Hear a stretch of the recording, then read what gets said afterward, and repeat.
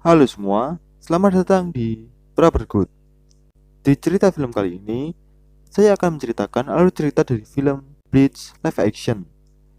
Diadaptasi berdasarkan sebuah serial manga Bleach karya Tite Kudo yang diterbitkan pertama kali pada tahun 2001. Untuk cerita filmnya, mengisahkan tentang kisah petualangan dari seorang siswa sekolah yang memiliki kemampuan untuk melihat hantu dan bekerja sama dalam membasmi roh jahat. Tanpa berlama-lama, mari kita mulai.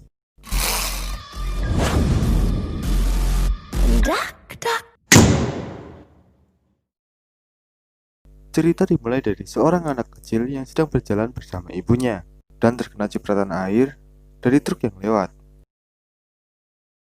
Anak itu adalah Kurosaki Ichigo.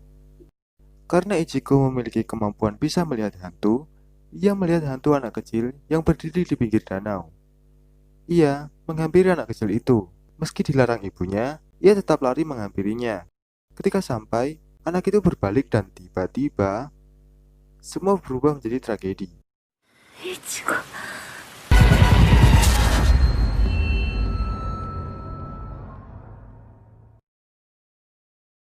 Cerita berlanjut ke Ichigo yang sudah dewasa. Ia berkelahi dengan preman ketika pulang sekolah. Karena preman itu telah merusak vas bunga milik hantu anak kecil. Karena tidak mau minta maaf, Ichigo mengajar mereka semua, sampai mau minta maaf. Setelah semua selesai, ia menghampiri hantu anak kecil itu dan menyuruhnya pergi ke surga. Dan tiba-tiba, preman itu kembali dan mau menyerangnya. Tapi, dihalangi oleh temannya, yaitu Sado. Sesampainya di rumah, Ichigo disambut untuk makan malam. Tapi, Ichigo menolak makan malam itu. Di kamarnya, ia merasakan ada yang aneh.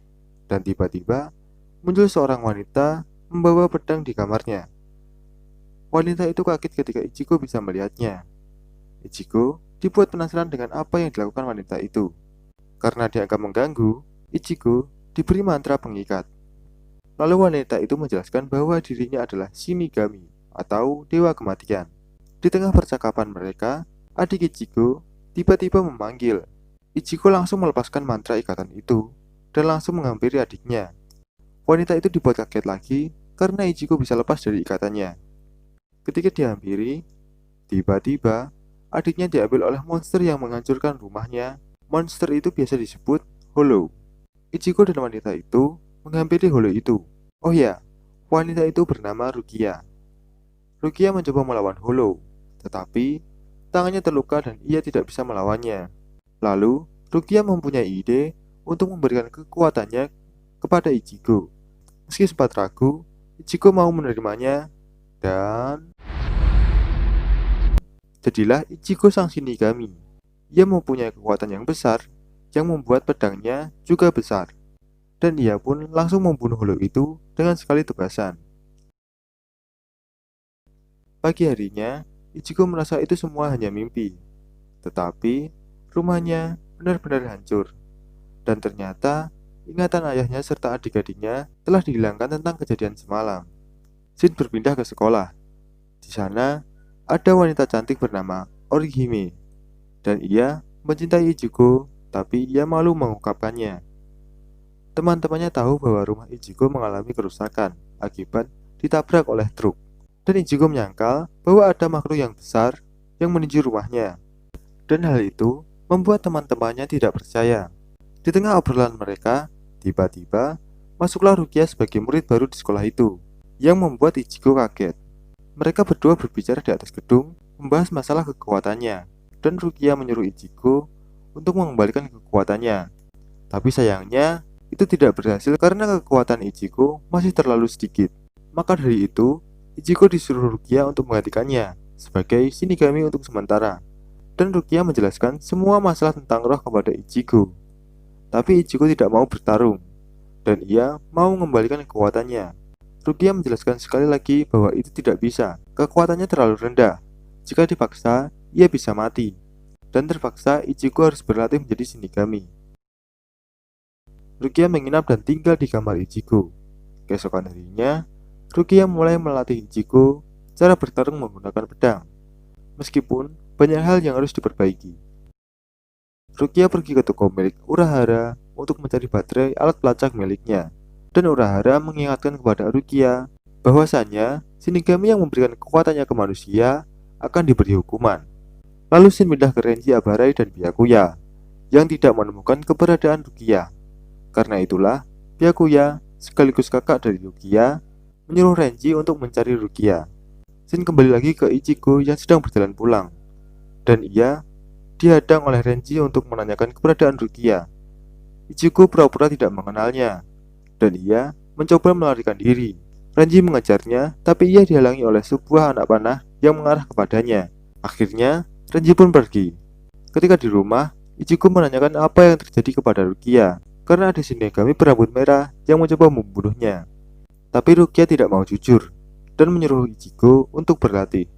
Dan ketika sekolah, Ichigo didatangi seorang anak laki-laki berkacamata dan mengetahui Ichigo adalah Shinigami. Ishida Uryu, salah satu kaum Huichi yang juga membasmi Hollow, tapi ia juga bermusuhan dengan Shinigami. Ia menantang Ichigo untuk bertarung dan membalaskan dendamnya kepada Shinigami. Tapi Ichigo menolaknya. Uryu pun memancing Ichigo untuk menunjukkan kekuatannya dengan cara memanggil para Hollow. Rukia langsung datang untuk mengaktifkan kekuatan Ichigo dan menyuruhnya bertarung. Di tengah ia bertarung, tiba-tiba muncul Renji dan langsung mengalahkan Hollow itu, dan kemudian menyerang balik Ichigo. Tapi berhasil dihalangi oleh Rukia. Datang juga Byakuya untuk menyuruh Rukia mengambil kekuatannya kembali. Tapi Rukia tidak mau karena itu bisa membuat Ichigo terbunuh. Meski begitu, Rukia akan mendapat bahaya. Setelah kejadian itu, Ichigo mencoba menanyakan tempat Soul Society kepada Uryu. Tapi Uryu tidak tahu, dan ia menyuruh bertanya kepada Urahara. Ia merupakan mantan penghuni Soul Society dan tinggal di bumi. Dan ia juga memberitahukan bahwa Rukia sekarang dalam bahaya, dan Ichigo langsung mencarinya. Rukia dipaksa untuk segera membunuh Ichigo. Dengan begitu, ia akan diampuni.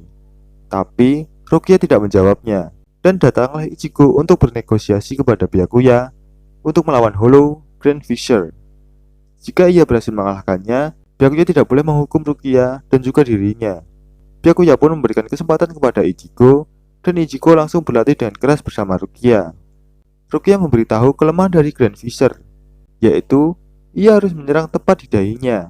Karena Ichigo penasaran dengan bentuk Grand Fisher, Rukia pun memberitahu bahwa ia bisa menjelma menjadi roh anak perempuan.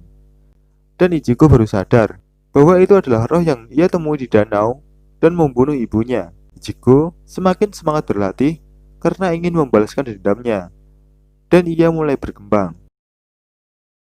Di saat hari perayaan kematian ibunya, ia dan keluarganya pergi ke makam ibunya. Tapi adiknya yang haus meminta Ichigo untuk mengambilkan minumnya. Dan saat Ichigo pergi, adiknya bertemu dengan anak kecil perempuan, dan itu adalah Grand Fisher. Adiknya pun ditangkap oleh Grand Fisher, dan Ichigo yang mengetahui itu langsung melawan Grand Fisher itu. Grand Fisher itu mengamuk ke arah kota dan Ichigo berusaha melawannya. Pertarungan sengit pun terjadi yang membuat Ichigo kewalahan.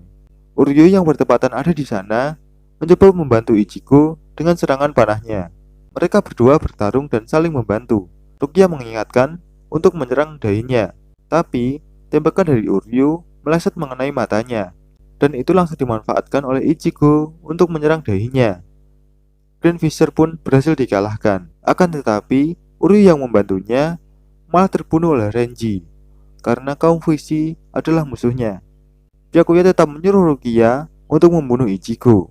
Karena dianggap tidak bisa menepati janji, Ichigo mengajak Renji bertarung. Mereka bertarung dengan seimbang, sampai-sampai Renji dibuat kewalahan. Dan akhirnya, Renji mengeluarkan pedang Zambi murahnya, yang membuat pertarungan semakin sengit. Meski Ichigo berhasil tumbang, tapi ia tidak menyerah. Ia balik melawan dan mematahkan pedang Renji. Byakuya yang kesal langsung turun tangan untuk melawan Ichigo. Perbedaan kekuatan mereka sangat terlihat, dan itu membuat Ichigo dikalahkan dengan sangat mudah.